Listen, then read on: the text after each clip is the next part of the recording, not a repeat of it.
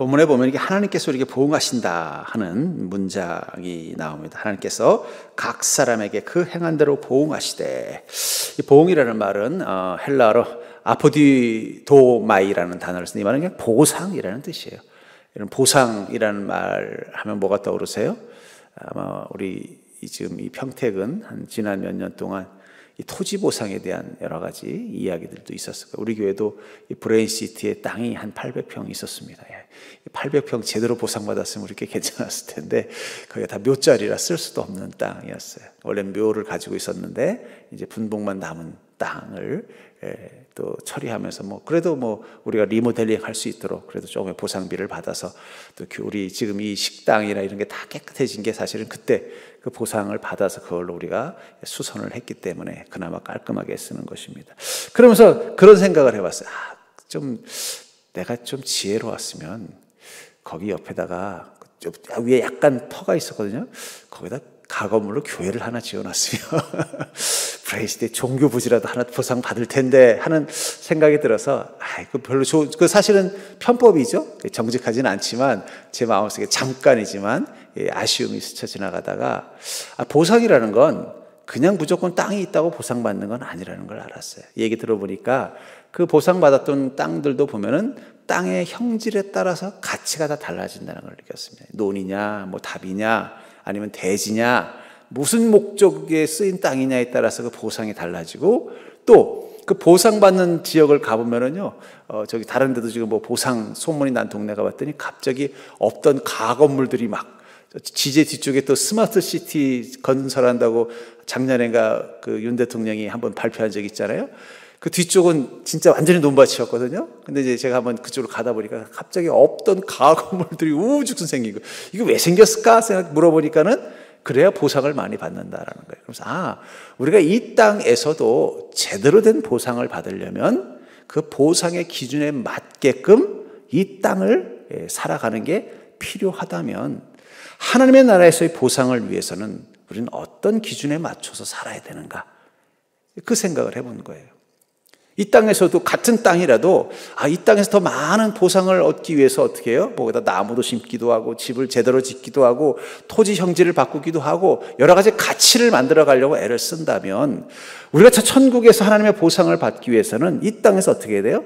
어떤 기준을 따라서 하나님께서 우리를 보상하시는지를 알고 거기에 따라서 우리가 살아가는 게 필요하다는 것입니다. 근데 분명한 것은 이 로마서를 통해서 하나님 말씀하시는 건 뭐냐면, 하나님의 보상의 기준은 딱 하나라는 거예요. 그것은 바로 우리의 믿음이 그 가치를 결정한다는 것입니다. 우리가 순전한 믿음을 가지고 사는 만큼 하나님의 보응은, 하나님의 보상은 커지는 것입니다. 우리가 다른 어떤 것을 다 했어도 그것이 우리가 천국의 보상을 받는 조건이 될 수 없다라고 말하는 것입니다. 그러면서 구원이라는 것은 우리의 믿음에 대한 하나님의 보상인 것입니다. 특별히 종말과 심판의 문제를 고민하는 시대에 우리는 다시 한번 우리의 믿음이 하나님 앞에서 어떤 보상의 가치를 가진 믿음인가를 안다면 어떻게 하겠어요? 그렇게 하지 않겠냐는 거예요. 여러분들이 진짜로 땅이 좀 있는데 보니까 이 땅, 이 지역이 새로운 뉴타운으로 개발이 될 계획이다 하면은 거기에 맞게 어떻게 해요? 거기에 맞게끔 보상을 잘 받을 만한 땅으로 만들려고 고민하고, 또 그런 땅을 받았다면 또 가치 있는 땅을 만들려고 노력하는 것처럼, 우리를 하나님께서 천국의 백성으로 또 천국의 시민으로 주께서 구원의 은혜를 베푸셨다면 그것을 통해서 받는 그 보응, 그것을 위해서 우리에게 온전한 믿음이 무엇인지를 알고 그것을 따라 사는 것이 필요할 것입니다. 그러면서 로마서는 왜 믿음을 강조할까요? 그 믿음이 바로 우리가 하나님의 보응을 온전히 받는 기준점이기 때문입니다. 그렇다면 그 하나님의 그 충만한 보응, 보상을 경험하는 믿음의 특징이 무엇인지를 알아야 우리도 거기에 합당하게 어떻게 될까요? 이 땅에서 온전한 믿음으로 살아갈 것입니다. 먼저 믿음의 행위 가운데 하나님 보응하신다는 사실을 기억하십시오. 우리가 믿음을 갖지만 그 믿음의 행위가 있어야 어떻게 된다는 거예요? 하나님의 보응이 크다는 것입니다. 7절을 보시면, 참고 썩을 선을 행하여 영광과 존귀와 썩지 아니함을 구하는 자에게는 영생으로 하시고, 선을 행하여 어떻게 한다는 거예요? 영광과 존귀와 썩지 아니함을 구하는 자다. 우리의 믿음은 어떤 특징이 있느냐? 믿음이 온전히 생기면 믿음으로 살게 되어져 있습니다. 여러분, 믿음이 있는데 믿음으로 살지 않는다면 그 믿음은 가짜라고 봐야 돼요. 믿으면 믿음으로 살게 돼 있다는 거예요. 어떤 종교적인 개념으로서의 믿음을 떠나서 신뢰라는 개념도 마찬가지입니다. 신뢰하면은 그 신뢰함에 합당하게 어떻게 해요? 행동하게 돼 있다는 거예요. 내가 저 사람을 믿으면 그 사람을 믿는 만큼 어떻게 되겠어요? 행동으로 나타나는 거예요. 젊은 아가씨가 어떤 남자를 만나서 결혼할 때 가장 중요한 결정의 요인이 뭘까요? 믿음이 가더라는 거예요. 저 사람하고 살면은 굶어 죽진 않겠다. 저 사람하고 살면은 나를 행복하게 해주겠다. 저 사람하고 살면은 그래도 내가 내 인생에 대해서 후회하지 않겠다는 믿음이 생길 때 결혼하는 거지. 서울대도 멀쩡하고 사는 것도 잘 살고 돈도 많은 것 같고 재주도 많은데 믿음이 안 가요. 그럼 어떻게 되겠어요? 결혼 못 하는 거예요. 결심의 가장 큰 근원은 뭐예요? 믿음이 가야 된다는 거예요. 믿음이 가야 행동으로 이어지는 것입니다. 마찬가지라는 거예요. 세상의 믿음도 그러한데 하나님을 향한 믿음에서 가장 중요한 건 뭐예요? 행동으로 이어지지 않는다면 그건 진짜 믿는 게 아니라는 거예요. 우리가 정말 예수 그리스도를 구주로 영접하는 믿음이 있으면 예수 그리스도를 주인으로 모시는 삶이 이어져야 그게 진짜 믿는 거지. 말로는 내가 주님을 주인으로 모셨습니다라고 말하고는요, 행동은 전혀 주님을 주인으로 섬기지 않는다면 그건 가짜일 확률이 높은 것입니다. 예수님께서 우리를 사랑하신다는 것을 보여주시기 위해서 주님은 그것을 행동으로 보여주셨어요. 그게 바로 십자가의 죽으심입니다. 백부장이 예수님이 하나님이시며 하나님의 음성만으로도 모든 것이 해결될 거라는 걸 믿는 믿음이 있었기 때문에 백부장은 주님께 다가와서 뭐라고 말하는 거예요? 우리 하인을 낫게 하시기 위해서 말씀만 하시면 된다고 고백할 수 있었다는 거예요. 그렇기 때문에 우리의 믿음은 그 믿음으로 행하는 행위에 대해서 돌아볼 필요가 있다는 거예요. 입으로 주여 주여 하는 자마다 다 천국에 갈 것이 아니라 오직 아버지의 뜻대로 행한다. 이 아버지의 뜻대로 행한다는 말은 결국은 뭐예요? 믿음에 근거한, 믿음의 동기가 된 행동과 순종이 나타나야 된다는 거예요. 여러분, 하나님께 순종한다는 이 행동은 믿음이 없이는 불가능한 것입니다. 우리의 믿음은 주님께 순종할 수 있는 용기와 힘이 되어주는 것입니다. 그러면서 여러분들의 믿음이 행동으로 이어진다면 그것은 반드시 하나님께서 어떻게 하실까요? 거기에 대해서, 그 믿음에 대해서 보응하신다는 거예요. 마태복음 9장 22절에 예수께서 돌이켜 그를 보시며 이르시되 따라 안심하라. 내 믿음이 너를 구원하였다 하시니 여자가 그 즉시 구원을 받으니라. 이 여인이 예수님의 옷자락만 붙잡아도 내 병이 나을 거라는 믿음이 그 마음에 생겼어요. 그리고는 어떻게 했어요? 행동으로 옮겼다는 거예요. 행동이 중요합니다. 제가 몇 번 예화를 들었습니다마는 어떤 유명한 그 교목 목사님이 청년들에게 하는 설교가 참 제게 은혜가 됐어요. 뭐냐면 이제 젊은 남녀들, 청년들에게 사랑과 결혼의 차이를 이렇게 말하더라고요. 결혼은 고백을 했기 때문에 결혼을 한 거래요. 사랑한 사람은 많았지만 나랑 결혼해 주세요라고 고백한 사람하고 결혼하는 거래요. 그 말을 들어보니까 그 일리가 있는 것 같아요. 사랑합니다 가지고는 결혼이 되는 게 아니에요. 결혼해달라고 해야 결혼이 되는 것처럼 우리 안에 뭐예요? 믿음으로 행하는 행함이 나타나기 시작할 때부터 하나님의 은혜가 임하는데, 이 여인은 어떤 마음이었다는 거야? 내 안에 믿음이 생긴 거예요. 주님의 옷자락만 붙잡아도 내 병이 나을 거라는 믿음. 그 순간 어떻게 했어요? 행동이 옷자락을 붙잡는 것이었습니다. 그랬더니 주님 뭐라고 말씀하셨어요? 따라 안심하라. 내 믿음이 너를 구원하였다. 주님이 그 믿음에 보응하시겠다는 뜻입니다. 여자가 그 즉시 구원을 받으니라. 왜 주님께서는 즉시 구원의 복을 허락하셨을까요? 그녀의 믿음을 하나님이 인정하셨기 때문입니다. 그런 의미에서 저는 여러분들이 믿음을 갖되 이 믿음이 어떤 행동을 하게 하는가, 그걸 한번 돌아보셨으면 좋겠어요. 나는 믿음의 행위를 잘하고 있는가? 거기에 따라서 주님의 평가 기준이 달라지는 것입니다. 두 번째로 하나님의 보응을 경험하는 믿음의 특징은, 믿음은 영혼의 행함에 먼저 집중하게 한다는 것입니다. 우리가 믿음을 가지고 있으면요, 그 믿음은 행함으로 이어지는데 제일 첫 번째 어디로 먼저 시작되느냐? 영혼의 행함에 있다라는 거예요. 육신의 행함이라는 것이 어떤 운동 에너지를 쓰는 거라면, 운동 에너지라는 말이 뭐냐? 이걸 들어올리는 게 운동 에너지예요. 걷는 게 운동 에너지입니다. 그래서 말해 내 속에 에너지가 어떤 동작을 만들어내는 게 육신이라면, 영혼의 행동은 뭘까요? 생각하는 걸 말하는 거예요. 생각하는 거. 영혼의 행동은 생각입니다. 어떤 생각이에요? 9절부터 10절에 보니까 악을 행하는 각 사람의 영에는 환난과 곤고가 있으리니 먼저는 유대인에게요 그리고 헬라인에게며 선을 행하는 각 사람에게는 영광과 존귀와 평강이 있으리니 먼저는 유대인에게요 그리고 헬라인에게로다. 악을 행하는 각 사람의 영, 아마 그것은 생각부터가 죄된 생각을 하는 것입니다. 그럼 어떻게 된다고 말하고 있어요? 환난과 곤고가 임한다는 거예요. 그래서 선을 행하는 각 사람의 영 안에는 무엇이 있을까요? 믿음과 선함이 있는 것입니다. 요즘은 이제 이 AI가 발전하면서 이 인지과학, 뇌과학에 대한 연구들이 활성화되어져 있습니다. 제가 보기에는 한 20년만 지나면요, 우리가 생각만 가지고도 사물을 컨트롤할 수 있는 시대가 올지도 몰라요. 무슨 얘기냐? 우리가 예를 들면은 전등을 켜거나 에어컨을 켜려면 어떻게 해야 돼요? 손으로 리모컨을 만져야 되잖아요.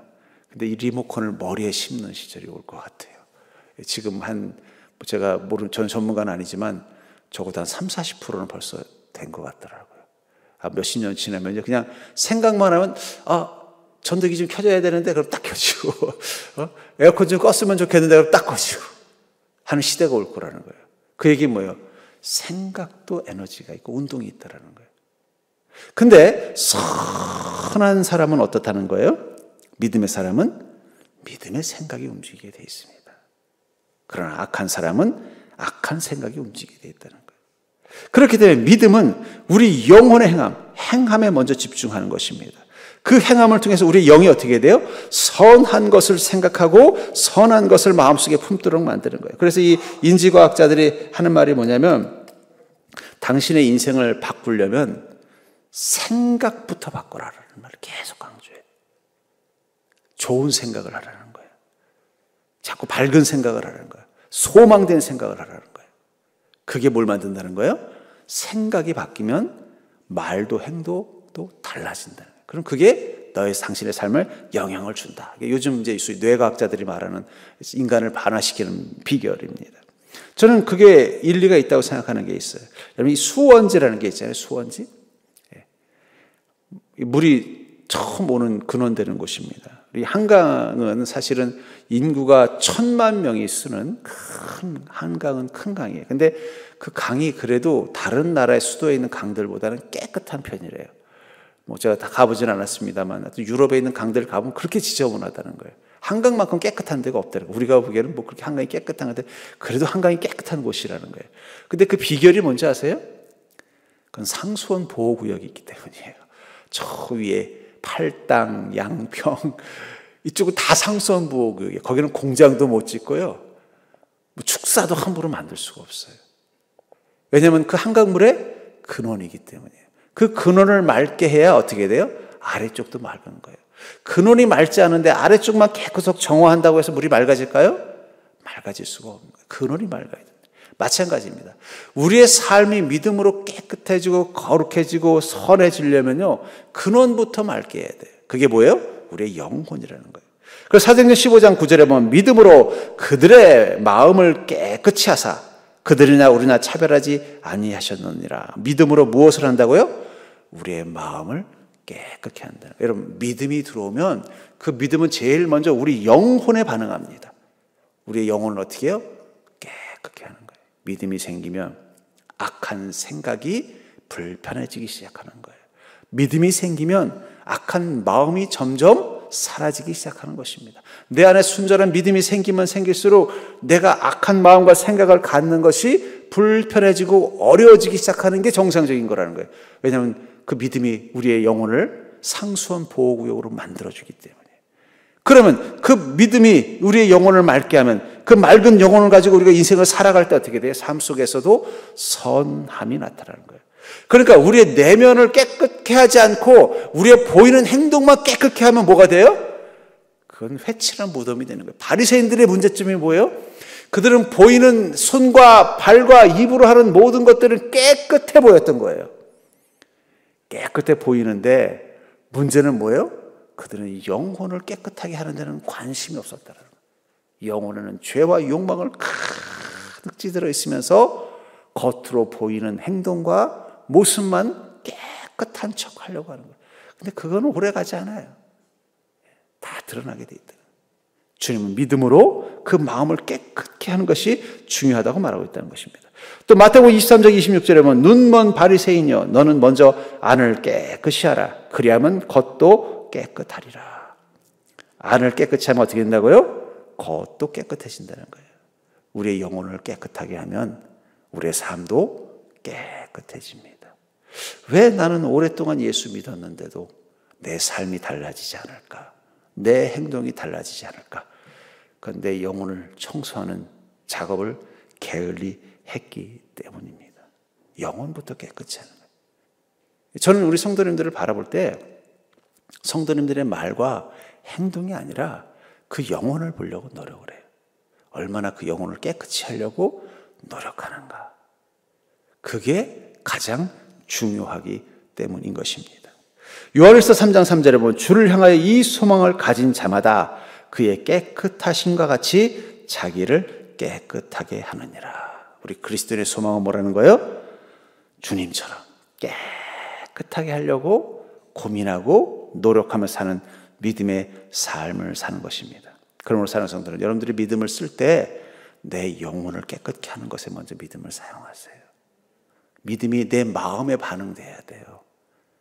자꾸 믿음이 다른 사람들, 물론 우리 육적인 삶에도 믿음이 반응해야 되는 건 중요합니다. 안타깝게도 우리나라가 처음에 기독교가 들어와서 교회가 부흥되는 데 가장 큰 도움이 됐던 것은 그 믿음을 우리 외적인 데 썼기 때문이에요. 믿음으로 공부하자, 믿음으로 운동하자, 믿음으로 사업하자, 믿음으로 뭘 하자. 틀린 건 아닙니다. 근데 믿음으로 내 영혼을 깨끗이 하자는 데 대해서는 소홀했었어요. 지금 급한 게 뭐예요? 당장 먹고 사는 게 중요하니까 우리 믿음으로 장사하고 믿음으로 우리 가정 돌보고 믿음으로 해서 보이는 육적인 어떤 믿음으로 해야 될 일들에는 많은 에너지를 쏟았기 때문에 그래도 그 결과 어떻게 됐어요? 성도들의 삶도 윤택해지고 교회도 부흥하고 우리나라도 잘 살게 됐어요. 근데 그 사이에 우리가 소홀히 했던 수원지가 있었던 거예요.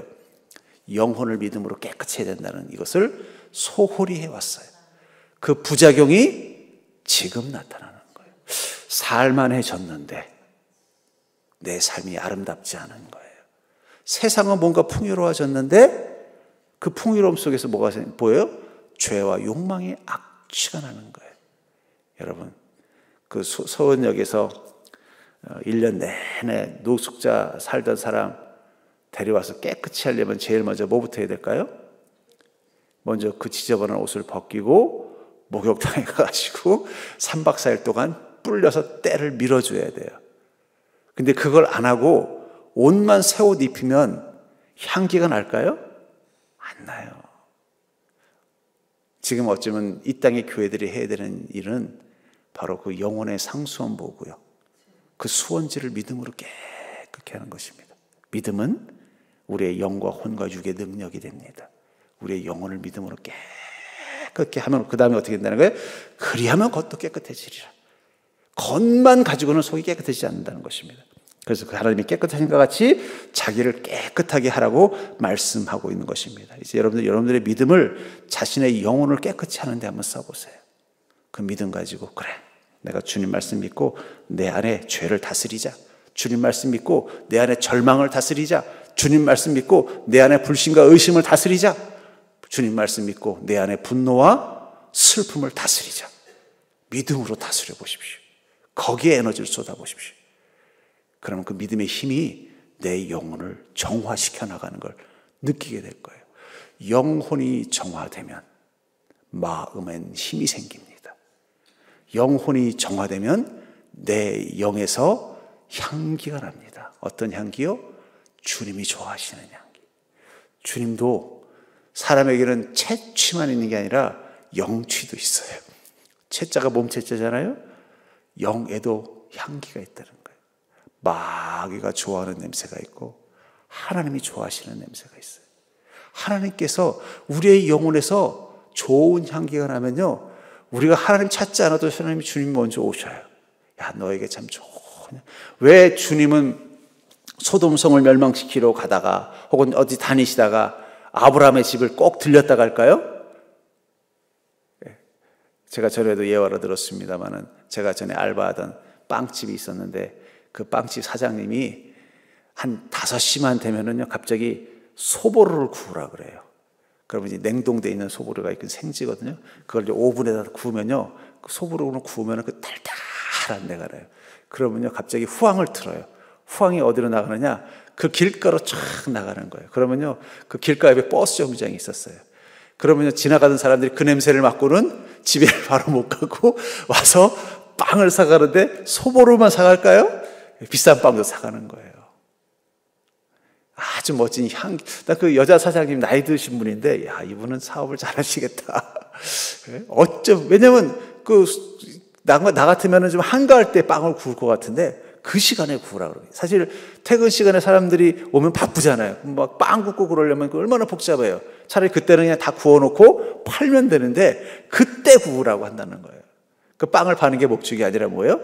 그 향기에 취해서 들어오게 하는 거예요. 하나님이 왜 아브라함의 집을 그냥 가지 못했을까요? 사라가 빵을 맛있게 구워서요?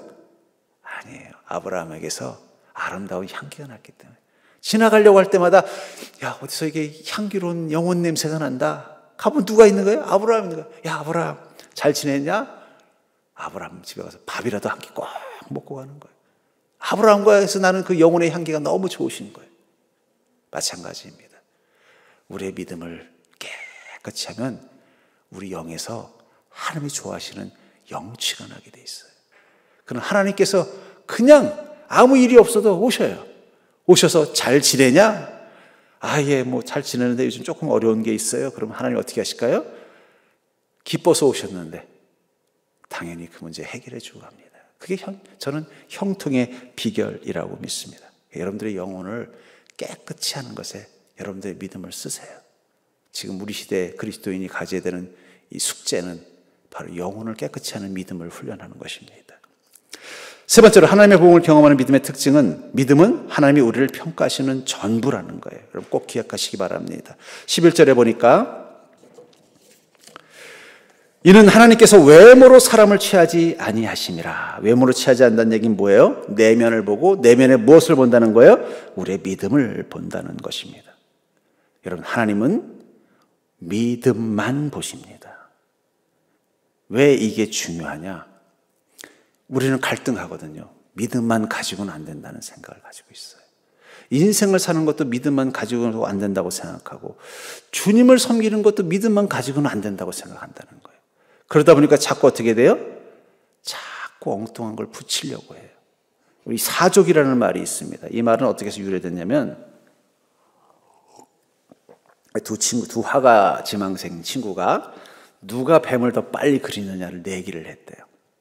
근데 한 친구가 벌써 뱀을 제일 먼저 다 그렸다는 거예요. 그리고 보니까 저 친구는 아직 머리도 못 그리고 있더라는 거예요. 그래서 내가 얼마나 잘 그리는지 자랑하려고 다리를 4개를 더 그렸다는 거예요. 그랬더니 그 친구가 내가 이겼어! 그러는 거예요. 그래서 야, 무슨 소리야, 내가 벌써 끝냈나? 그랬더니 야, 뱀에게 다리가 어디냐? 네가 그린 건 뱀이 아니야? 그래, 내가 이긴 거지? 그러더라는 거예요. 그게 사족의 근원입니다. 사족이라는 어원입니다. 마찬가지예요. 우리도 모르게 자꾸 사족을 붙여요. 믿음이면 충분하다는 생각을 해야 되는데 믿음만 가지고는 안 된다고 생각하니까 자꾸 다른 걸 붙여요. 여러분, 신앙생활도 믿음만 가지고 있으면 충분해요. 자꾸 믿음만 가지고는 내가 안 될 것 같다고 생각하니까 다른 걸 집어넣다 보니까 어떻게 돼요? 그게 문제가 되는 거예요. 내 믿음만 가지고도 충분히 주님을 기쁘시게 할 수 있다라는 믿음에 집중하는 거. 우리 그런 속담이 있잖아요. 재주 많은 고양이가 호랑이를 못 피한다는, 못 피한다. 재주는 하나만 있어야지 여러 가지 있으면 오히려 피곤하다, 뭐 이런 속담입니다만 마찬가지입니다. 여러분, 믿음만 가지고 다 된다는 생각. 저는 하나님께서 우리에게 믿음을 주셨을 때 우리가 그 믿음을 얼마나 가치 있게 생각하는지를 테스트하기 위해서 믿음만 가지고 다 되는 인생을 살도록 명령하실 것 같아요. 삶의 모든 부분에 믿음만 가지고도 된다는 것을 증명하는 것. 그것도 우리가 이 땅에서 사는 삶의 목표가 아닌가 싶습니다. 요한일서 5장 4절에 보니까 무릇 하나님께로부터 난 자마다 세상을 이기느니라. 세상을 이기는 승리는 이것이니 우리의 믿음이라. 이 말을 공동번역은 하나님의 자녀는 누구나 다 세상을 이겨냅니다. 그리고 세상을 이기는 승리의 길은 곧 우리의 믿음입니다. 여러분들, 우리 하나님의 자녀들은 누구나 다 세상을 이길 수 있습니다. 무엇이면 된다고요? 승리의 길은 곧 우리의 믿음입니다. 하나님 주신 믿음은 우리가 세상을 살아가면서 승리하는 인생을 사는데 필요한 여러 개의 도구 중에 하나로 주신 것도 아니고 그 중에 제일 날카로운 도구로 주신 것도 아니고 전부로 주셨다라는 거예요. 믿음만 가지고도 충분할 수 있을 만큼 강력하고 완벽한 게 믿음입니다. 그렇기 때문에 또한 우리 삶에 대해서 하나님 평가하실 때도 무엇만 가지고 평가한다는 거예요? 믿음만 가지고 평가한다는 거예요. 그래서 디모데전서 6장 12절에 보니까 믿음의 선한 싸움을 싸우라, 영생을 취하라. 이를 위하여 내가 부르심을 받았고 많은 증인 앞에서 선한 증언을 하였도다. 믿음의 선한 싸움을 취하라. 여러분, 믿음이 우리에게는 치열한 삶의 방식이 되어야 된다는 거예요. 믿음으로 살아야 되겠다는 치열한 삶의 방식이 될 때 그 믿음은 뭐가 되는 거예요? 영생을 취하는 능력이 되는 것입니다. 저도 저의 인생 가운데 어려운 시간들이 있고 어려운 문제가 있고 근심되는 일이 있을 때마다 마지막으로 다시 한번 질문하는 게 뭐냐면, 여기서 지금 내가 믿음으로 반응한다면 어떻게 하는 것일까라는 질문을 해요. 이 상황에서 여러 가지 방법이 있잖아요. 또 그 상황이라는 게 신앙적인 문제가 아니라 인생의 문제, 뭐 가족의 문제이든 또는 내가 사는 생활의 문제이든 어떤 경제적인 문제이든 그 모든 문제 가운데서 이렇게 해볼까 저렇게 해볼까 고민을 많이 할 수밖에 없어요. 본능이니까. 그래도 답이 나오지 않고 어려움이 있을 때마다 다시 한번 내 자신에게 질문하는 게 뭐냐면, 네가 목사인데 네가 맨날 믿음만 있으면 된다고 선포하면서, 그렇다면 너는 지금 이 상황에서 어떻게 믿음으로 반응하는 게 정답이라고 생각하니?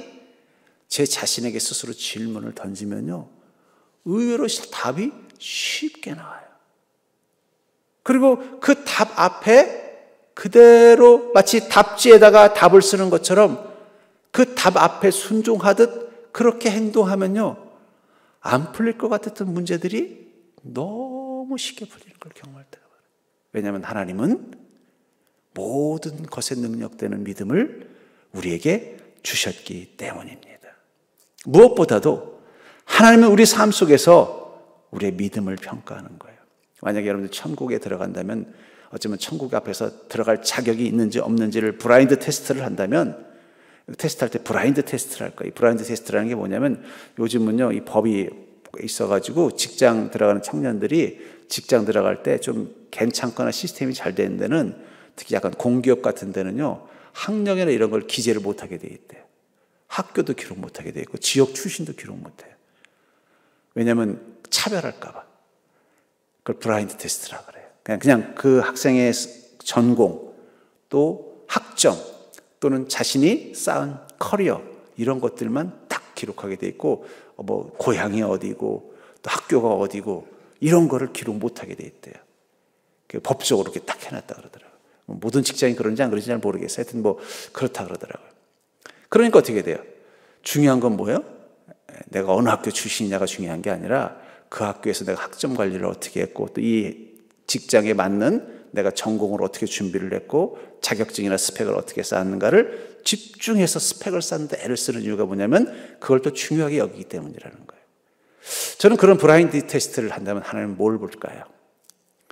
내가 누구 목사님의 아들이고, 또 언제부터 믿음 생활했고, 내가 어느 교회 성도였고가 아닐 것 같아요. 중요한 건 뭐예요? 내가 어떻게 내 인생을 믿음으로 반응하며 살았는가, 주님이 주신 그 믿음을 가지고 살아왔는가, 그게 바로 우리의 스펙인 거예요. 네 믿음에 대해서 한번 소개해봐라. 주님이 이렇게 물어보실 수도 있어요. 네가 정말로 예수 그리스도를 믿는 믿음 가지고 살았다고 하는데 네가 어떻게 믿음으로 살았는지 한번 사례를 들어서 소개해봐라. 예, 주님. 제가 사랑하는 아이가 사고로 죽었는데 너무 절망되고 너무 고통스럽고 너무 괴로워서 주님 원망하면서 몸부림치다가 내 안에 믿음이 너의 하나님께서도 너의 아들, 그의 아들 예수님을 우리를 위해서 목숨 내놓았는데 너는 하나님도 그 아들을 내놨는데 너는 그 아들 하나 때문에 이렇게 하나님 원망하니? 하나님께서 우리를 위해서 그 아들을 내놓으시고 우리한테 원망하신 적 없는데 너는 이거 하나 가지고 하나님 어떻게 나한테 이러실 수 있어요? 원망하니? 제가 그 음성 듣고는 회개하고는 다시는 하나님께 마음으로 범죄하지 않겠다고 고백하고 그 다음부터는 오직 감사와 오직 순종으로 믿음 생활했습니다. 이렇게 고백했다면 하나님 뭐라고 말씀하실까요? 합격하지 않겠냐는 거예요. 결국 우리 인생에 남는 건 믿음으로 산 흔적뿐입니다. 그 브라인드 테스트를 통과할 수 있는 스펙에는 딱 하나예요. 우리가 믿음으로 살아온 모습들. 그 외에 아무것도 남은 것들은 기록할 수 없습니다.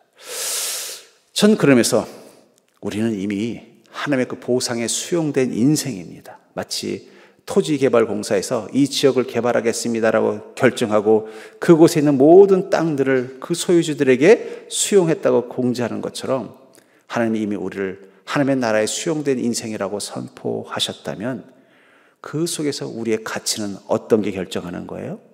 믿음이 결정하는 것입니다. 그래서 우리는 매일매일 믿음의 고민을 해야 돼요. 내가 어떻게 믿음으로 살아야 되나? 내 이 어지럽고 힘든 처지 가운데, 이 낙심되는 상황 가운데, 이 억울하고 불공평한 세상 가운데서 어떻게 믿음으로 반응해야 되는가?